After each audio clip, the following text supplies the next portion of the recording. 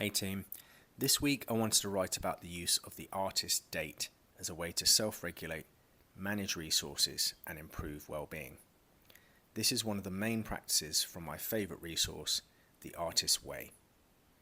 My hope is that you can identify something you've been putting off doing for yourself that will be the perfect activity for your artist date. Snippet number 62, Calm Your Life.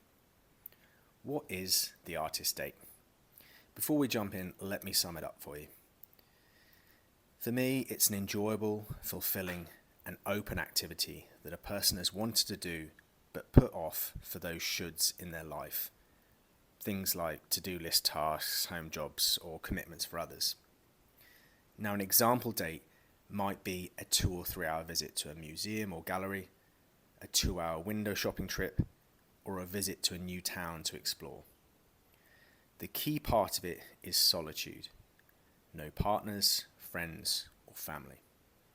It's not about meeting new people, but about giving yourself dedicated time alone. Something that can be difficult for many of us. My experience. These last 4 weeks, I've been following a new strength training and diet plan. As a result, I enjoyed a well-earned recovery weekend to recharge my batteries.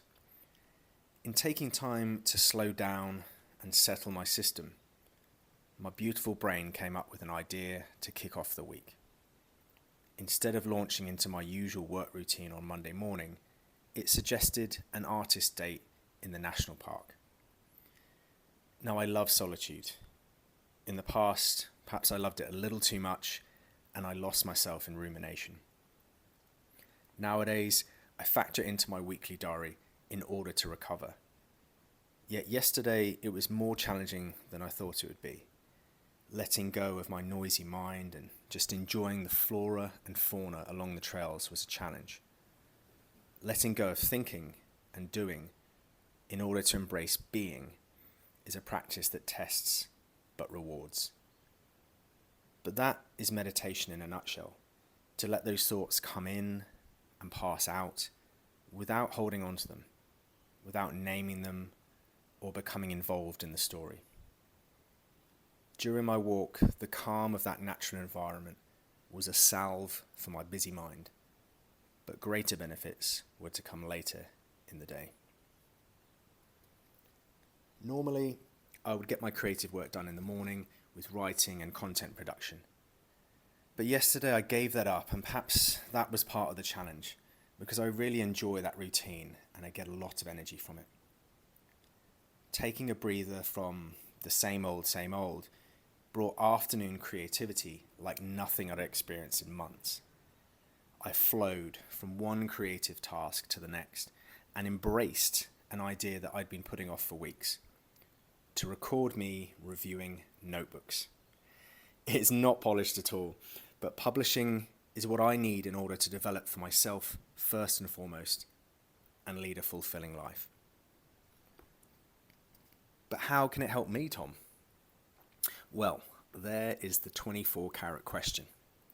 I see it help in recovering from a busy life, reconnecting with activities you've postponed, and inviting creativity and variety into your days. You don't need to be working or creating to benefit from this practice.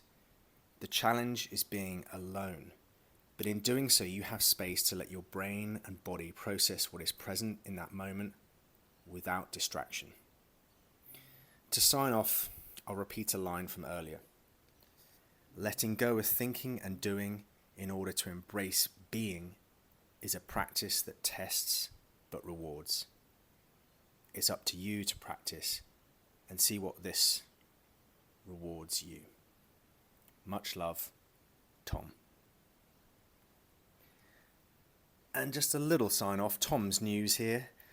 I am launching a new event this year. It's called Journal in Nature, and it's an experience that will combine my two loves of writing and nature into one enriching outing in the calm of the Kamay Botany Bay National Park.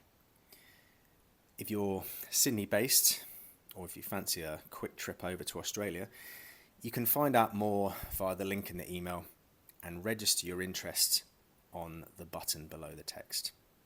Thanks again for listening, and we'll see you next week. Cheers.